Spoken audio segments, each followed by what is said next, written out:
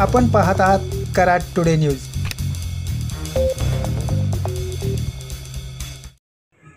कराड नगर परिषदेत आज शहरवासियांच्या सेवेसाठी 5 वाहने दाखल झाली आहेत। शहरातील कचरा संकलित करण्यासाठी 2 घंटागाड्या, रस्ते स्वच्छ करण्यासाठी 1 अत्याधुनिक रोड स्वीपर व अग्निशामक दलासाठी 2 फायर बुलेट यांचा यामध्ये समावेश आहे। आज या वाहनांचे आरोग्य अभियंता गिरीश काकडे, अग्निशामक प्रमुख विनोद काटरे यांच्या प्रमुख उपस्थितीत पूजन करण्यात आले। यावेळी आरोग्य विभागाचे मुकादम कर्मचारी तसेच अग्निशामक दलाचे सर्व कर्मचारी उपस्थित होते।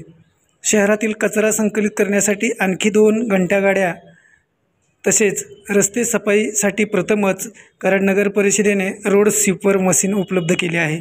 तर शहरात आगीच्या घटना घडल्यास प्रथम प्रतिसादकर्त्याची भूमिका बजावण्यासाठी महाराष्ट्र फायर सर्व्हिसमधून कराडच्या अग्निशामक दलास 2 फायर बुलेट उपलब्ध झाले आहेत।